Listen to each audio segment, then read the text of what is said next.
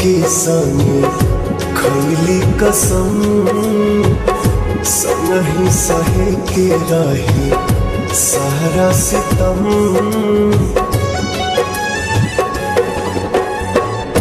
जिए मरे के संगे खैले कसम, संग ही सहे के रहे सारा सितम। उहे जान भैली अनजान, कहे पूछ के बतावा तानी चान। हे चान दूर कहे भैली हमर जान।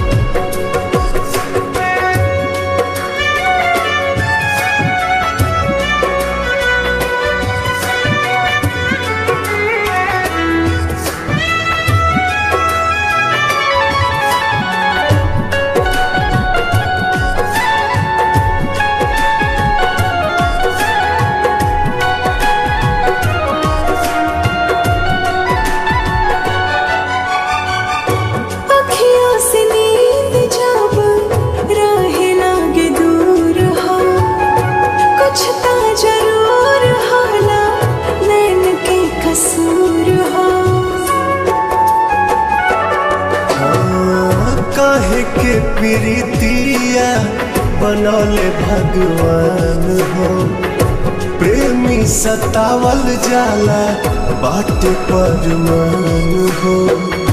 ना जाने कैसन बा दिल के जरूरत हो, हर पल निहारेला उनके ही सूरत हो।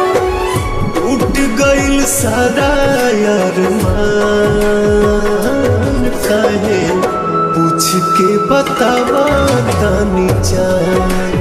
हे चान दूर काहे भैली हमर जान।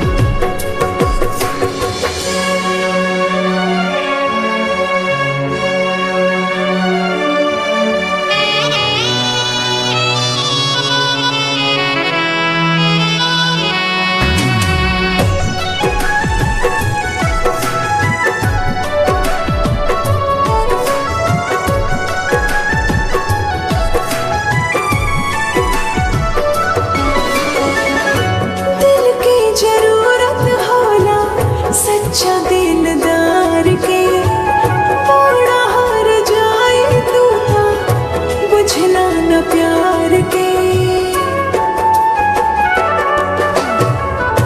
फिर ना दोबारा कब हो पाई प्यार हो, बसल बसावल दुनिया भइल उजार हो।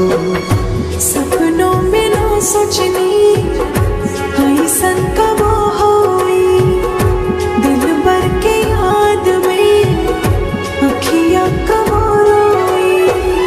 घुट घुट के निकाले परान, काहे पूछ के बतावा तानी चान।